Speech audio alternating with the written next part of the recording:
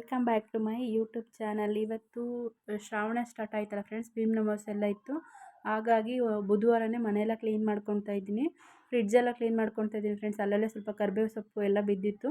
ಇವಾಗ ಪಾಪು ಆಟ ಮಾಡ್ತಿರ್ತಾನೆ ಅಂತ ಬೇಗ ಬೇಗ ಬಂದು ಫ್ರಿಡ್ಜಲ್ಲೆಲ್ಲ ಎತ್ಕೊಂಡು ಹೋಗ್ತೀನಲ್ಲ, ಹಂಗಾಗಿ ಅಲ್ಲಲ್ಲೇ ಚೆಲ್ಲಿರುತ್ತೆ ಎಲ್ಲ. ಇವಾಗೆಲ್ಲ ಸ್ಟ್ಯಾಂಡರ್ಸ್ ಎಲ್ಲ ತೆಗ್ದುಬಿಟ್ಟು ಕ್ಲೀನ್ ಮಾಡ್ಕೊತಾ ಇದ್ದೀನಿ ನೀಟಾಗಿ. ಎಲ್ಲ ಒರೆಸಿಟ್ಕೊಂಡಿದ್ದೀನಿ ಫ್ರೆಂಡ್ಸ್. ತರಕಾರಿ ಎಲ್ಲ ಸ್ವಲ್ಪ ಇತ್ತು, ಅದನ್ನೆಲ್ಲ ಕ್ಲೀನ್ ಮಾಡಿ ಮತ್ತೆ ಅಲ್ಲೇ ಜೋಡಿಸ್ಕೊಂಡೆ. ಈ ಕಡೆ ರ್ಯಾಕ್ ಎಲ್ಲ ತೆಗೆದಿಟ್ಕೊಂಡಿದ್ದೀನಿ ತೊಳೆಯೋಣ ಅಂತ.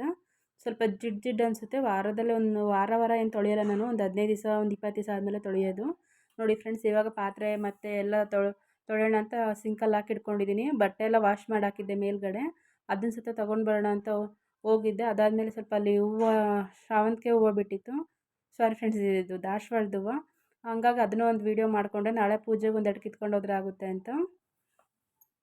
ಆದರೆ ಪೂಜೆ ಮಾಡೋ ಟೈಮಲ್ಲಿ ಅದನ್ನು ಮರೆತೇ ಹೋಗ್ಬಿಟ್ಟಿದ್ದೆ ಹೂವು ತೊಗೊಬಂದಿದ್ದಕ್ಕೆ. ಅಷ್ಟೊತ್ತಿಗೆ ಸಂಜೆ ಆಗಿತ್ತು. ಮತ್ತು ಇವಾಗ ಮಧ್ಯಾಹ್ನದ ಊಟ ಅಷ್ಟು ಮಾಡ್ತಾಯಿಲ್ಲ ಫ್ರೆಂಡ್ಸ್ ನಾನು.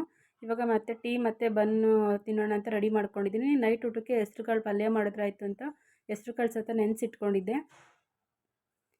ಇವಾಗ ಸದ್ಯಕ್ಕೆ ಪಾಪುಗೆ ಸ್ವಲ್ಪ ಹಾಲು ಮತ್ತು ಬನ್ ತಿನ್ನಿಸ್ತೀನಿ. ಇವಾಗ ಪಾತ್ರೆ ಎಲ್ಲ ವಾಶ್ ಮಾಡಿದ್ದಾಯಿತು ಫ್ರೆಂಡ್ಸ್. ಟೀ ಎಲ್ಲ ಕುಡ್ದಾದ್ಮೇಲೆ ಪಾತ್ರೆ ಎಲ್ಲ ಫುಲ್ಲು ವಾಶ್ ಮಾಡಿಟ್ಕೊಂಡೆ ಸಿಂಕಲ್ಲಿ. ಒಂದು ರೌಂಡ್ ಪಾತ್ರೆ ಎಲ್ಲ ವಾಶ್ ಆಗಿತ್ತು. ಡಬ್ಬ ಎಲ್ಲ ಬಾಕ್ಸ್ಗಳೆಲ್ಲ ಮುಂಚೆನೇ ತೊಳೆದಿಟ್ಕೊಂಡಿದ್ದೆ. ಇವಾಗ ದೋಸೆ ಮಾಡೋಣ ಅಂತ ರೆಡಿ ಮಾಡ್ಕೊಂಡಿದ್ದೀನಿ. ಇನ್ಸ್ಟೆಂಟ್ ದೋಸೆ. ಇದಕ್ಕೆ ರವೆ ತೊಗೊಂಡಿದ್ದೀನಿ. 1 ಕಪ್ ಹಾಕೋಷ್ಟು ರವೆ ತೊಗೊಂಡಿದ್ದೀನಿ. 1 ಲೋಟದಷ್ಟು ಮೊಸರು ತೊಗೊಂಡಿದ್ದೀನಿ. ಮತ್ತು ಸ್ವಲ್ಪ ಮೈದಾ ಹಿಟ್ಟು, ಗೋಧಿ ಹಿಟ್ಟು ಮತ್ತು ಸಕ್ಕರೆ ತೊಗೊಂಡಿದ್ದೀನಿ. ನಾನು ಇದಕ್ಕೇನು ಸೋಡಾ ಪುಡಿ ಯೂಸ್ ಮಾಡ್ತಾಯಿಲ್ಲ ಫ್ರೆಂಡ್ಸ್. ನೋಡಿ, ಜಾಮೂನ್ ಬಟ್ಲಲ್ಲಿ 1 ಕಪ್ಪು ಮೈದಾ ಹಿಟ್ಟು ತೊಗೊಂಡಿದ್ದೀನಿ. ತುಂಬ ಚೆನ್ನಾಗಾಗುತ್ತೆ. ನಾನು ಒಬ್ಬರು ಚಾನಲಲ್ಲಿ ಗೃಹಿಣಿ ಸಿಸ್ಟರ್ ಅಂತ ಇದ್ದಾರೆ, ಅವ್ರ ಚಾನಲಲ್ಲಿ ನೋಡಿಬಿಟ್ಟೆ ಕಲ್ತಿದ್ದೆ ಈ ದೋಸೆ ಮಾಡೋದನ್ನ. ಒಂದು 2-3 ಸತಿ ಮಾಡಿ ಟ್ರೈ ಮಾಡಿದ್ದೀನಿ. ಬಟ್ ಎಮರ್ಜೆನ್ಸಿ ಅಂದರೆ ಬೇಗ ಮಾಡ್ಕೋಬೋದು. ಹಾಗಾಗಿ ನಾನು ಸಹ ಟ್ರೈ ಮಾಡ್ತಾಯಿದ್ದೀನಿ. ಈಗೆಲ್ಲ ಮಿಕ್ಸ್ ಮಾಡ್ಕೊತಿದ್ದೀನಿ ಫ್ರೆಂಡ್ಸ್. ಸಕ್ಕರೆ ಸಹ ಹಾಕ್ಕೊತಿದ್ದೀನಿ. ಸಕ್ಕರೆ ಏನಕ್ಕೆ ಹಾಕ್ಕೊತಿದ್ದೀವಿ ಅಂದರೆ ಸ್ವಲ್ಪ ಕಲರು ಬ್ರೌನಿಷ್ ಆಗಿ ಬರಲಿ ಅಂತ ಸಕ್ಕರೆನ ಆ್ಯಡ್ ಮಾಡ್ಕೊತಾ ಇದ್ದೀನಿ. ಸ್ವಲ್ಪ ಮೊಸರು ಸಹ ಸೇರಿಸ್ಕೊತಿದ್ದೀನಿ. ಇದೆಲ್ಲ ಆದಮೇಲೆ ಸ್ಪೂನಲ್ಲಿ ಒಂದು ಸತಿ ನೀಟಾಗಿ ತಿರ್ಸ್ಕೊಂಡೆ ಫ್ರೆಂಡ್ಸ್. ಅದು ಮೈದಾ ಹಿಟ್ಟಿತ್ತಲ್ವ, ಅದು ಮಿಕ್ಸಿ ಜಾರಿಗೆ ಇಟ್ಕೊಳ್ಳುತ್ತೆ ಅಂತ ಟೇಬಲ್ ಸ್ಪೂನ್ ಬರುತ್ತಲ್ಲ ಫ್ರೆಂಡ್ಸ್, ಅದರಲ್ಲಿ ನೀಟಾಗಿ ತಿರ್ಸ್ಕೊಳ್ಳಿ. ಅದಾದಮೇಲೆ ಮಿಕ್ಸಿಗೆ ಸಹ ಹಾಕ್ಕೊತಾ ಇದ್ದೀನಿ. ಮಿಕ್ಸಿಗೆ ಹಾಕ್ಬಿಟ್ಟು ನೀಟಾಗಿ ರುಬ್ಕೊಂಡು ಬಂದೆ. ನೋಡಿ, ಎಮರ್ಜೆನ್ಸಿ ಅಂದರೆ ಪಟ್ ಅಂತ ಮಾಡ್ಕೋಬೋದು ಫ್ರೆಂಡ್ಸ್ ಆರಾಮಾಗಿ.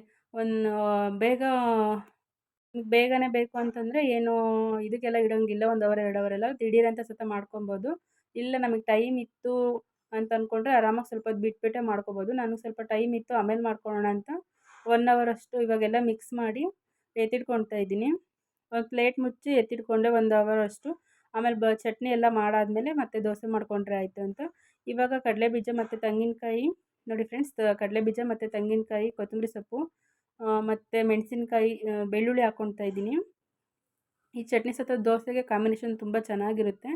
ಪಲ್ಯ ಏನು ಮಾಡ್ಕೊಂಡಿಲ್ಲ ಅಂದರೂ ಪರವಾಗಿಲ್ಲ, ಇದೊಂದು ಚಟ್ನಿ ಇದ್ದರೆ ಸಾಕು. ಈಗ ಹಸಿಮೆಣ್ಸಿಕಾಯಿ ಸಹ ಹುರ್ಕೊತಾ ಇದ್ದೀನಿ. ಹಸಿಮೆಣ್ಸಿಕಾಯಿ ಹಂಗೆ ಹಾಕ್ಕೊಂಡ್ರೆ ಗ್ಯಾಸ್ಟ್ರಿಕ್ ಅನಿಸುತ್ತೆ. ಮತ್ತು ಇನ್ನೊಂದು ಏನಾಗುತ್ತೆ ಅಂತಂದರೆ ಹಸಿಮೆಣ್ಸಿಕಾಯಿ ಹಂಗೆ ಹಾಕ್ಕೊಂಡ್ರೆ ಹಸಿ ಸ್ಮೆಲ್ ಬಂದಂಗೆ ಆಗುತ್ತೆ ಫ್ರೆಂಡ್ಸ್. ನೀಟಾಗಿ ಹುರಿದ್ಬಿಟ್ಟೆ ಹಾಕ್ಕೋಬೇಕು. ಸ್ವಲ್ಪ ಉಪ್ಪು ಸೇರಿಸ್ಕೊತಾ ಇದ್ದೀನಿ. ಇವಾಗ ಜೀರಿಗೆ ಸಹ ಸ್ವಲ್ಪ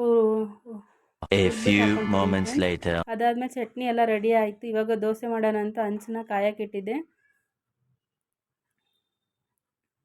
ಹಂಚು ಸಹ ಚೆನ್ನಾಗಿ ಕಾದಿತ್ತು. ಇವಾಗ ದೋಸೆ ಹಾಕ್ಕೊತಾ ಇದ್ದೀನಿ. ನೋಡಿ ಫ್ರೆಂಡ್ಸ್, ಸ್ವಲ್ಪ ನೀರು ಬೇಕಿದ್ರೆ ತೆಳ್ಳಗೆ ಬೇಕಂದರೆ ದೋಸೆ ನೀರು ಆ್ಯಡ್ ಮಾಡ್ಕೊಳ್ಳಿ. ಇಲ್ಲ ಗಟ್ಟಿಗೆ ಸಟ್ಟು ದೋಸೆ ಥರ ಬೇಕು ಅಂದರೆ ಹಂಗೆ ಹಾಕ್ಕೊಳ್ಳಿ. ನಾನು ಸ್ವಲ್ಪ ತೆಳ್ಳಗೆ ಹಾಕ್ಕೊತಾ ಇದ್ದೀನಿ. ದೋಸೆ ಮಾತ್ರ ತುಂಬ ಚೆನ್ನಾಗಿ ಬಂತು. ಫಸ್ಟ್ನೇ ದೋಸೆ ಸ್ವಲ್ಪ ಇವಾಗ ತೋರಿಸ್ತೀನಿ ನೋಡಿ ಫ್ರೆಂಡ್ಸ್, ಈ ಥರನೇ ಆಯಿತು. 2ನೇ ದೋಸೆ ಮಾಡಿದಾಗ ತುಂಬ ಚೆನ್ನಾಗಿ ಬಂತು. ಅದನ್ನು ನಾನು ವೀಡಿಯೋನೇ ಮಾಡ್ಕೊಳ್ಳಲಿಲ್ಲ. ಟೈಮ್ ಸಹ 10 ಗಂಟೆ ಆಗ್ತಾ ಬಂತು. ಪಾಪು ಸಹ ಹಠ ಮಾಡ್ತಾಯಿದ್ದ. ಅವನಿಗೆ ರೈಸ್ ಮಾಡಿದ್ದೆ, ಅದನ್ನು ತಿನ್ಸಾಗಿತ್ತು. ಆದರೂ ಯಾಕೋ ಹಠ ಮಾಡ್ತಾಯಿದ್ದ. ಒಟ್ಟು ಎತ್ಕೊಂಡೇ ಇರಬೇಕು ಒಂದೊಂದ್ಸಲಿ, ಆ ಥರ ಹಠ ಮಾಡ್ತಾನೆ. ಬೆಳಗ್ಗೆಯಿಂದ ನನಗೂ ಸ್ವಲ್ಪ ಮನೆ ಕ್ಲೀನಿಂಗ್ ಎಲ್ಲ ಮಾಡಿ ತುಂಬ ಟಯರ್ಡ್ ಅನಿಸ್ತಾಯಿತ್ತು ಬಾಡಿ ಎಲ್ಲ. ಅದಕ್ಕೆ ಸ್ವಲ್ಪ ಗದ್ರಕೊಂಡ್ಬಿಟ್ಟೆ ಫ್ರೆಂಡ್ಸ್. ಅದಕ್ಕೆ ಅವನು ಹಂಗೆ ಹಠ ಮಾಡ್ತಿದ್ದಾನೆ, ಎತ್ಕೋ ಅಂತ. ದೋಸೆ ಮಾತ್ರ ತುಂಬ ಚೆನ್ನಾಗೇ ಬರುತ್ತೆ ಫ್ರೆಂಡ್ಸ್. ಇದು ಫಸ್ಟ್ನೇ ದೋಸೆನೇ ನೋಡಿ, ತುಂಬ ಚೆನ್ನಾಗಾಗುತ್ತೆ. ಇವಾಗ ಅದು ಅಕ್ಕಿ ಎಲ್ಲ ನೆನೆಸಿಟ್ಟು ಮಾಡೋದಕ್ಕಿಂತ ಈ ಥರ ಬೇಗ ಇನ್ಸ್ಟೆಂಟಾಗಿ ಮಾಡ್ಕೊಂಡು ತುಂಬ ಚೆನ್ನಾಗಿರುತ್ತೆ. ನೋಡಿ, ಸಾಂಬಾರು ಮತ್ತು ಬಿಸಿ ಬಿಸಿ ದೋಸೆ ಎಲ್ಲ ರೆಡಿ ಮಾಡಿಕೊಂಡು ನಾನು ಊಟ ಮಾಡೋಣ ಅಂತ ಸ್ಟಾರ್ಟ್ ಮಾಡ್ಕೊಂಡಿದ್ದೀನಿ. ಪಾಪುಗೂ ಸ್ವಲ್ಪ ಊಟ ಮಾಡಿಸಿ ಅವನಿಗೂ ಸ್ವಲ್ಪ ದೋಸೆ ಕೊಟ್ಟೆ. ಅವನು ಸ್ವಲ್ಪ ತಿಂತಾಯಿದ್ದಾನೆ. ಎಷ್ಟು ಸಾಫ್ಟಾಗಿ ಬಂದಿದೆ ನೋಡಿ ಫ್ರೆಂಡ್ಸ್. ಅಕ್ಕಿ ಮತ್ತು ಉದ್ದಿನಬೇಳೆ ಎಲ್ಲ ಹಾಕಿ ಮಾಡ್ತೀವಲ್ಲ, ಆ ದೋಸೆಗಿಂತಲೂ ತುಂಬ ಚೆನ್ನಾಗಿರುತ್ತೆ ಫ್ರೆಂಡ್ಸ್. ಇದು ಟೇಸ್ಟ್ ಮಾತ್ರ ಒಂದು ಸ್ವಲ್ಪ ಪರೋಟ ಥರ ಟೇಸ್ಟ್ ಅನಿಸುತ್ತೆ. ತುಂಬ ಚೆನ್ನಾಗಿ ಸಾಫ್ಟಾಗಿರುತ್ತೆ. ಈ ಥರ ಒಂದು ಸತಿ ಮಾಡಿ ನೀವು ಟ್ರೈ ಮಾಡಿ. ಸಾಂಬಾರಲ್ಲಿ ಒಳ್ಳೆ ಕಾಂಬಿನೇಷನ್ ಇತ್ತು, ಸಾಂಬಾರು ಚಟ್ನಿ ಮಾತ್ರ. ನಾನಿವಾಗ ಕುತ್ಕೊಂಡು 10:30 ಆಗಿದೆ ಫ್ರೆಂಡ್ಸ್. ಮುಖ ಎಲ್ಲ ಹೆಂಗಾಗಿದೆ ನೋಡಿ ಕೆಲಸ ಮಾಡಿ. ಮನೆ ಕೆಲಸ ಅಂದರೆ ಒಬ್ಬರು ಪಾಪು ಹಿಡ್ಕೊಂಡು ಒಬ್ಬರೇ ಕೆಲಸ ಮಾಡ್ತೀನಲ್ಲ, ಹಾಗಾಗಿ ತುಂಬ ಸುಸ್ತಾಗ್ತಾಯಿತ್ತು ಫ್ರೆಂಡ್ಸ್. ಫುಲ್ಲು ಮುಖದಲ್ಲೆಲ್ಲ ಎಣ್ಣೆ ಜಿಡ್ಡು ಬಂದುಬಿಟ್ಟಿತ್ತು. ಕ್ಲೀನಾಗಿ ಇಲ್ಲೆಲ್ಲ ಶೆಲ್ಫು ಮತ್ತು ಬಾಕ್ಸ್ಗಳು, ಗ್ಯಾಸ್ ಎಲ್ಲ ಕೆಳಗಡೆ ಇಳಿಸಿ, ಶೆಲ್ಫಿನ ಕಲ್ಲು, ಮಿಕ್ಸಿ ಕೆಳಗಡೆ ಇವೆಲ್ಲ ಒರೆಸ್ಕೊಂಡಿದ್ದೆ. ಕಬೋರ್ಡೆಲ್ಲ ಕ್ಲೀನ್ ಮಾಡ್ಕೊಂಡಿದ್ದೆ ಫ್ರೆಂಡ್ಸ್. ಹಾಗಾಗಿ ನನಗೆ ಅಷ್ಟು ಟಯರ್ಡ್ ಅಂತ ಅನಿಸ್ತಾ ಇತ್ತು. ಮ್ಯಾಟ್ ಎಲ್ಲ ವಾಶ್ ಮಾಡೋಣ ಅಂತ ಹಾಕ್ಕೊಂಡಿದ್ದೀನಿ. ಆಲ್ರೆಡಿ 11:15 ಆಗ್ತಾ ಬಂತು. ಈ ಮ್ಯಾಟೆಲ್ಲ ವಾಶ್ಗೆ ಹಾಕ್ಕೊಂಡಿದ್ದೀನಿ. ಮತ್ತು ಪಾಪುದು ಉಚ್ಚೆ ಮಾಡಿದಾಗೆಲ್ಲ ಒರೆಸಿರ್ತೀವಲ್ಲ ಫ್ರೆಂಡ್ಸ್, ಹಂಗಾಗಿ ಬೆಳಗ್ಗೆ ಇದ್ರಲ್ಲೇ ತುಳಿದಾಡ್ತೀನಿ ಅಂತ ಎಲ್ಲ ವಾಷಿಂಗ್ ಮಿಷಿನಿಗೆ ಹಾಕ್ತೀನಿ. ಬ್ಲಾಗ್ ಇಲ್ಲಿಗೆ ಏನು ಮಾಡ್ತಿದ್ದೀನಿ. ಕಮೆಂಟ್ ಮಾಡಿ, ಶೇರ್ ಮಾಡಿ.